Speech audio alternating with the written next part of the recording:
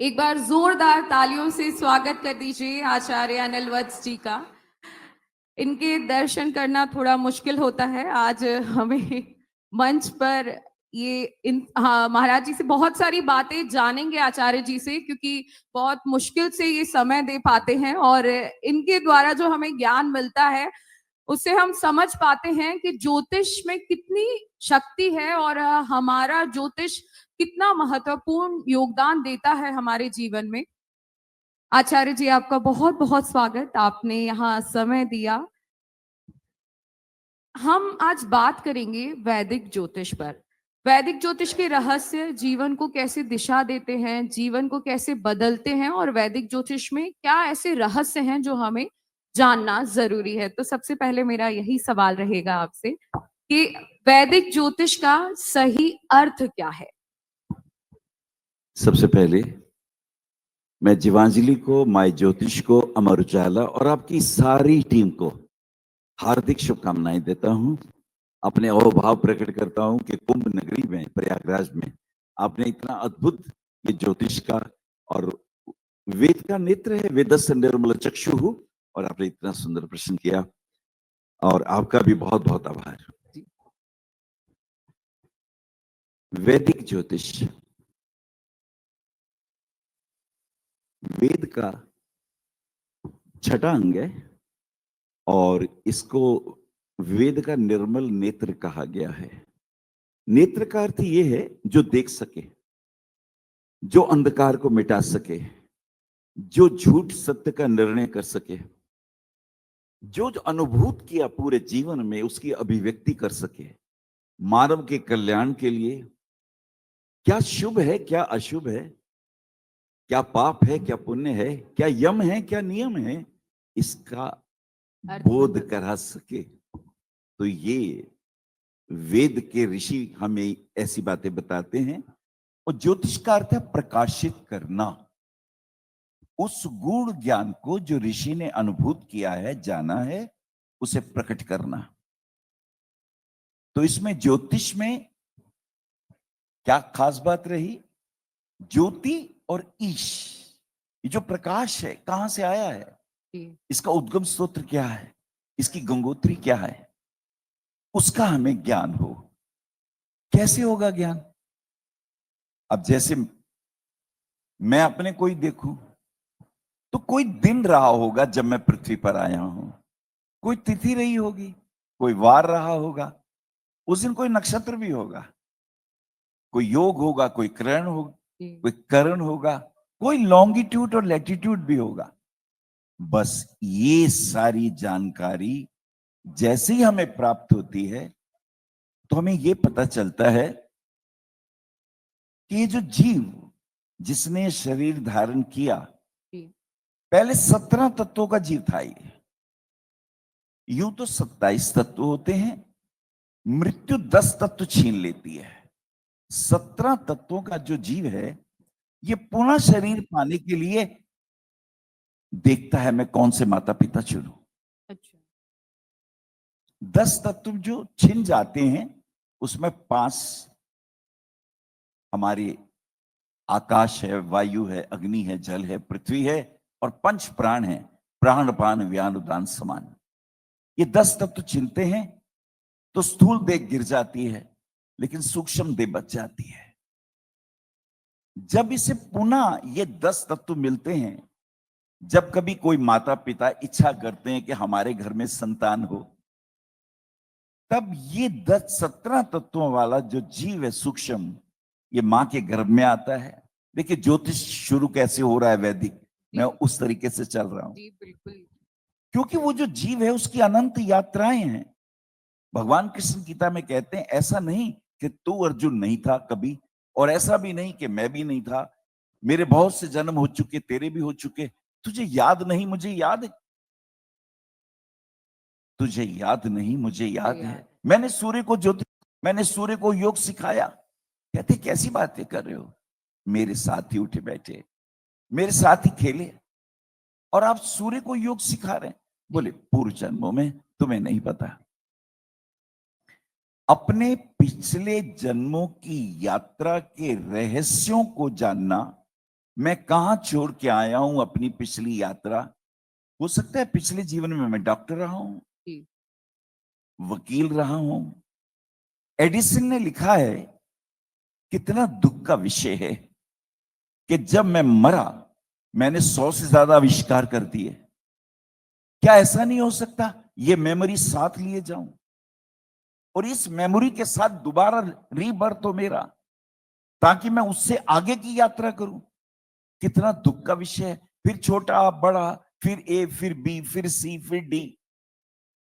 ज्योतिष पिछले जन्मों की यात्रा को याद दिलाने वाला महाग्रंथ है। जी। इतनी गहराइयों से आपने बताया है कि जो नहीं जानता होगा वो भी समझ गया होगा कि ज्योतिष की क्या शक्ति है। यस। आचार्य जी, मैं ये पूछना चाहूंगी कि ज्योतिष में ग्रह नक्षत्र बताए जाते हैं, ग्रह नक्षत्र के माध्यम से हमारे जीवन का काल चक्र बताया जाता है। ग्रह नक्षत्रों में ऐसा क्या होता है कि वो हमारे जीवन पे इतना ज्यादा प्रभाव डालते हैं, हर तरीके से, चाहे वो सुख में हो, दुख में हो? ये ग्रह नक्षत्र क्या होते हैं? बहुत सुंदर प्रश्न है आपका। इसे थोड़ा सा समझें। जी, अभी आचार्य शुभेश जी ने यात्रा करी थी गुरु के गुरुत्वाकर्षण की। ये जो सूर्य है ये हमारी आत्मा है। जी, हमारी ही नहीं, पूरे ब्रह्मांड की आत्मा है। पक्षी की आत्मा है, पशु की आत्मा है, पत्थर की आत्मा है। ये जितने पंच तत्व हैं उन सब की आत्मा सूर्य है। और चंद्रमा सबका मन है। मेरा ही नहीं, इस प्रकृति का भी मन है। चंद्रमा मन, जी, सूर्य आत्मा। बुद्ध जो है वो बुद्धि का प्रकटीकरण है।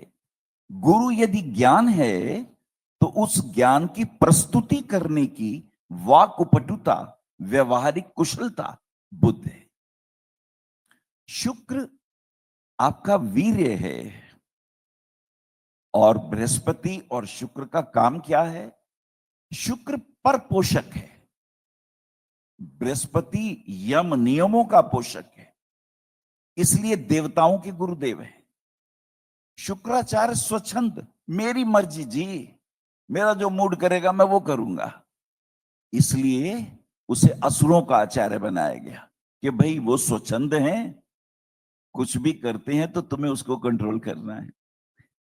ये जो नक्षत्र है ना, जब व्यक्ति अपना शरीर छोड़ता है उसके समस्त कर्मों की रूपरेखा नक्षत्रों के पास होती है। 27 के 27 नक्षत्रों पे हमारे ही किए हुए अनंत कर्मों का डाटा वहां सुरक्षित होता है। अब चंद्रमा तो मन है। जी, जब ये मन उस नक्षत्र के पास से गुजरता है, जैसे भगवान कृष्ण का रोहिणी नक्षत्र है, इसका अर्थ ये है कि पिछले जन्मों का डाटा उन्होंने चंद्रमा से लिया, इसलिए भगवान कृष्ण को चंद्रवंशी कहते हैं। भगवान सूर्य ने पिछले जन्मों का डाटा भगवान सूर्य से लिया, इसलिए उन्हें सूर्यवंशी कहते हैं। जी, भगवान नृसिंह ने अपने पिछले जन्मों का डाटा मंगल ग्रह से लिया। वो नृसिंह हैं, शक्ति के अवतार हैं, जी, कुछ भी कर सकते हैं प्रकट होके। और आप जान के हैरान होंगे, इस पूरी पृथ्वी का उद्धार वराह अवतार में भगवान विष्णु ने राहु से अंश लिए हैं। ये 4 ग्रह पूर्ण अवतार, पूर्ण अंश परमात्मा के माने जाते हैं। तो आपने पूछा नक्षत्रों में क्या होता है? जी, आपके पिछले अनंत जन्मों की यात्राओं के कर्म वहां सुरक्षित होते हैं। आपकी देह तो सूक्ष्म है, उसे अब शरीर चाहिए माता पिता का।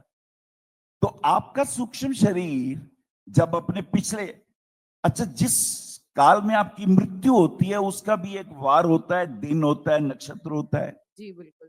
उस नक्षत्र का आपका सारा डाटा जिस नक्षत्र में होता है, आपका चंद्रमा जब वहां से गुजरता है वो कलेक्ट कर लेता है पुरानी मेमोरी को। अच्छा, वो मेमोरी आपके पास आती है, बस ट्रांसफर होती है। तो ये नक्षत्रों से तो पुरानी मेमोरी आती है, जी आपके पुराने संचित कर्म आते हैं। जी समझ गए आप? हाँ जी, जैसे कहा जाता है कि कर्म का फल तो भुगतना ही पड़ेगा, तो वहां जो कर्म का डेटा जो कलेक्ट हो रहा है वहां से हो रहा है। अवश्य में भी भोक्तव्यम जी कृतम शुभम अशुभम च। तो ये वहां से मिलेगा।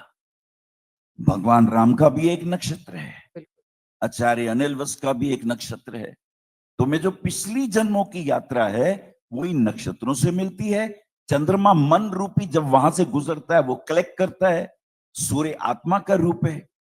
ये हमारे शरीर में जितनी भी प्रकृतियां हैं ये नवग्रहों के स्वरूप हैं। और एक बात समझ लें कि ये पंच तत्व सारे ब्रह्मांड की जितनी भी रचनाएं हैं सब में होते हैं। इसलिए कहा गया यत पिंडे तत् ब्रह्मंडे। जो इस पिंड में है वो उस ब्रह्मांड में भी है। अगर मुझे सूर्य को जानना है तो हमारे यहाँ कुक्कुट मुनि हुए हैं। जी जब कुंभकर्ण ने पूछा मैं सारे लोकों में हो आया, सूर्य नहीं जा सका, गुरुदेव मैं सूर्य लोक कैसे जाऊंगा? बोले पुष्पक विमान से। बोले पुष्पक विमान क्या होता है? बोले अपने शरीर को, शरीर से यात्रा नहीं हो सकती पर सूक्ष्म शरीर से हो सकती है। जी और सूक्ष्म शरीर का तो आपको अनुभव है। जी और रात को सपना देखते हो ना, एक कुत्ता तेजी से पीछे भाग रहा है, सपने में आप भी भाग रहे हैं। कुत्ता पास आया, आप और तेजी से भागे, फिर कुत्ते ने पैर पकड़ा, आप एकदम चीख के जागे। जब आप जागते हैं तो आपका शरीर धोखनी की तरह चल रहा होता है। फिजिकल बॉडी तो लेटी हुई थी, जी स्वप्न तो सूक्ष्म शरीर देख रहा था। जी सूक्ष्म शरीर ने जो अनुभव किया वो स्थूल शरीर में प्रकट हो गया। जी समझ गए? जी महाराज जी, आचार्य जी एक सवाल आ रहा है, जैसे आपने बोला स्वप्न की एक बात करी। यहाँ बहुत जितने भी बैठे हुए गणमान्य लोग यहाँ हैं, ये मेरी बात से वाकिफ होंगे कि कभी कभी हमारे साथ, जैसे आज ज्योतिष महाकुंभ महोत्सव चल रहा है, आज का नहीं पता लेकिन बहुत सारी चीजें ऐसी होती हैं कि आज मेरे साथ कुछ घटना घटी है, मुझे थोड़ी देर में वो एहसास होता है शायद ये मेरे साथ पहले भी हो चुका है, ये तो मैंने देख रखा है, अब इसके बाद मेरे साथ ये होने वाला है शायद, और शायद वैसा ही होता है। तो ये क्या चीज है? क्योंकि आपने जो उत्तर दिया उससे मुझे ये सवाल आया है, ये क्या चीज होती है? और बहुत सारे लोग इस चीज से ताल्लुक रखेंगे कि उनके साथ भी ऐसा होता होगा कि जब हम चल रहे हैं, कहीं जा रहे हैं, लोगों को देख रहे हैं, तो ऐसा एहसास होता है अरे ये तो हो चुका है, इस चीज के बारे में तो मैं जानती हूँ। ये कैसे होता है? और जो भगवान कृष्ण ने कहा था ना कि मैं जानता हूं पिछले जन्मों को, बस तू नहीं जानता। जी लेकिन कभी कभी ये होता है, जी चार मित्र जब पास बैठे होते हैं तो जब कोई बात करते हैं वो कहते अरे हाँ मैं अभी ये कहने ही वाला था और तुमने कह दिया। इसे कहते हैं थॉट रीडिंग, इसे कहते हैं थॉट प्रोजेक्शन। दो चीजें हैं, मैं कोई भी विचार आपके दिमाग में प्रोजेक्ट कर दूं या मैं आपके प्रोजेक्टेड थॉट को पढ़ लूं। अच्छा और कभी कभी तो स्वाभाविक में भी होता है क्योंकि थॉट वेव चल रही है, जी कोई भी ग्रहण कर सकता है। जी यदि कोई व्यक्ति आध्यात्मिक है, यदि कोई व्यक्ति ध्यान करता है, यदि कोई व्यक्ति एकाग्रता का थोड़ा 10-15 मिनट मंत्र जाप करता है या शांति रहता है तो वो थॉट को रिसीव कर सकता है। और थॉट रिसीव कोई भी कर सकता है, कोई भी सरल चित्त का व्यक्ति थॉट रिसीव कर सकता है। मैं आपको एक सत्य घटना 2 मिनट की सुनाता हूं। बताइए। एक डाकू घोड़े पे बैठकर पुल पार कर रहा था। उसने देखा एक वृद्ध औरत बैठी हुई है और वृद्ध औरत ने उससे आके कहा बेटा मुझे चला नहीं जाता, मुझे जरा ये पार करा देगा पुल। उसने कहा नहीं नहीं मेरे पास टाइम नहीं है। तभी उसने देखा उसके हाथ में सोने के कंगन है। वो आगे जाके वापस आया और वापस आके कहता अरे मैं तो क्या मैं भूल गया, माँ आना मैं तुझे बिठाता हूं ऊपर, चल मेरे साथ। वो कहता है नहीं बेटा अब ना जाऊंगी, जिसने तुझे वापस भेजा है ना ख्याल ने, वो ख्याल मुझे भी आ गया है जी कि अब जाना सुरक्षित नहीं है। मतलब मन की बात है, जैसा आप सोचते हम हैं। विचार को पढ़ सकते जी हैं, विचार आते भी हैं, विचार आप ग्रहण भी करते हैं, ये स्वाभाविक प्रक्रिया है। लेकिन अगर आप एकाग्रता से थोड़ा ध्यान करें तो आप किसी के भी थॉट वेव को, थॉट लेंथ को पढ़ सकते हैं। आप ही जान के हैरान होंगे, जी। मैं बंबई में था, एक डॉक्टर डेंग है वहां पे, और ये वहां का एक खास हॉस्पिटल है बंबई का, लीलावती। वो मेरे पास अपनी जन्मपत्री दिखाने आए थे, मुझे नहीं पता था, पर 2-4 घंटे बैठने के बाद जब उनका नंबर आया, काफी देर हो गई, तो उन्होंने मुझसे कहा, आचार्य जी आप जो टीवी पे बोलते हैं ना, मैंने वो किया है। मैं कहा क्या? बोले आप टीवी में बोलते हैं कि ये मंत्र का जाप करो, ये एक कटोरी में जल ले लो, आप बोलते हैं उसमें एक छोटी इलायची डाल दो, कटोरी में जल ले लो, मेरे ख्याल से अरे जी, पहुंच चुके हैं। एक बार एक जोरदार बार जोरदार तालियां। तालियों से स्वागत कीजिए। हमारे बीच में उत्तर प्रदेश के उप मुख्यमंत्री केशव प्रसाद मौर्य जी पहुंच चुके हैं। माननीय केशव प्रसाद मौर्य जी का बहुत बहुत स्वागत, बहुत बहुत धन्यवाद। मैं अपने सहयोगी हार्दिक अभिनंदन केशव जी का, मैं सभी संचालिका लोग स्वागत करें। आपसे निवेदन करूंगी कि आप सत्र को जारी रखें।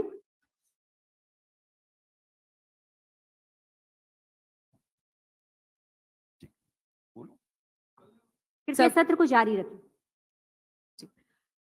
आचार्य जी आपसे मैं अगला सवाल पूछना चाहूंगी कि पूछिए। ज्योतिष की दुनिया है, लेकिन अगर देखा जाए तो आधुनिक विज्ञान है, आधुनिकता बहुत ज्यादा बढ़ गई है, हम विज्ञान की ओर बढ़ रहे हैं। ज्योतिष और आधुनिक विज्ञान में कैसे आप सामंजस्य बिठा पाएंगे? बड़ा अच्छा सवाल है।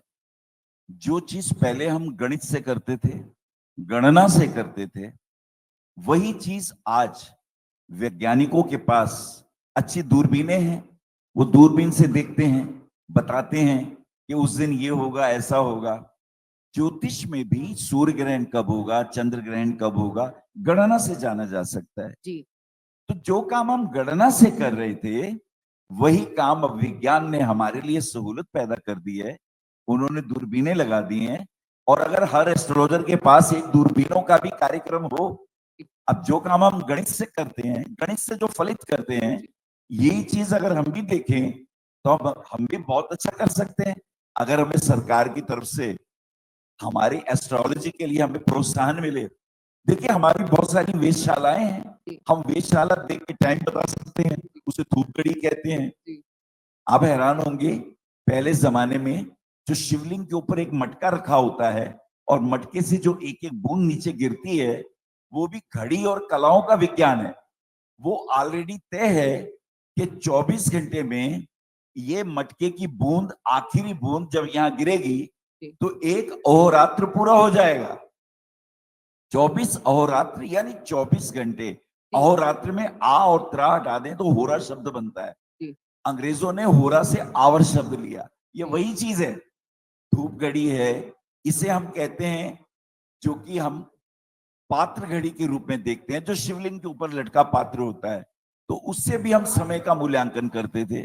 आज अगर विज्ञान इतनी ऊंचाइयों पर है, लेकिन हम आज भी कहते हैं सटीकता से कब कब सूर्य ग्रहण है, कब चंद्र ग्रहण है, कब तूफान है, ये गणना के विषय हैं, किया जा सकता है, और उनकी हमारे बीच में कोई मतभेद नहीं है। हम एक चीज को जिस आयाम से गणित से कर रहे थे, वो दूरबीनों से कर रहे हैं। अमर उजाला जीवांजलि के सारथी की मदद लें और महाकुंभ में स्नान जरूर करें।